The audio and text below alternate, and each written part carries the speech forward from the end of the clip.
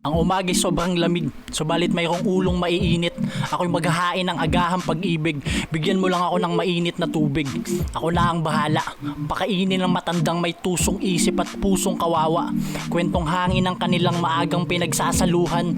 May nasangkot na salapi sa usapin kaya't may pinagtatalunan. Masarap kaut-utan dila ang mga matatandang hukluban. Makikinig ka lang minsan at mamumulot ng matututunan. Magpakulo ka pang muli at ako na ang bahala. Isa pusong intindihin ng matandang isip bata. Hindi ka sa hangin nakikipagtalo.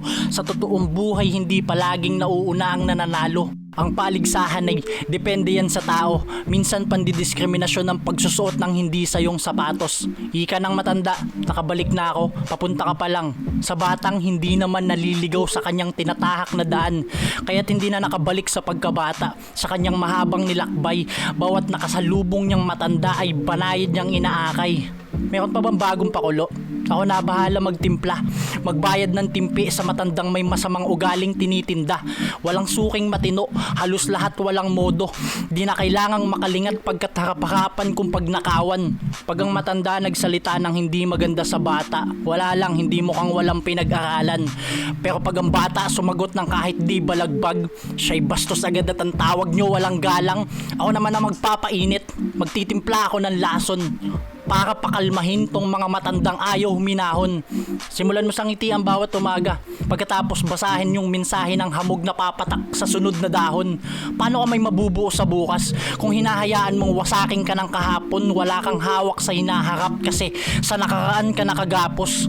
Hindi uubra ang pamimiloso po ng matanda sa batang wais.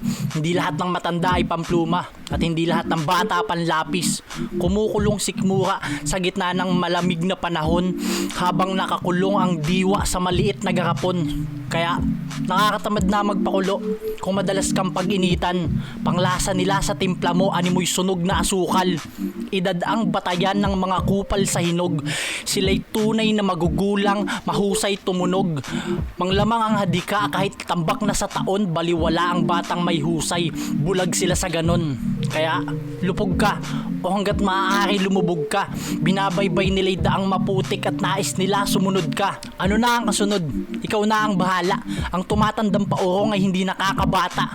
Wala yan sa pakulo, sa timpla at sa lasa. Kasangkapan lang ang nakahain, ang buod niya na'y pakikisama. Tara, kapit tayo.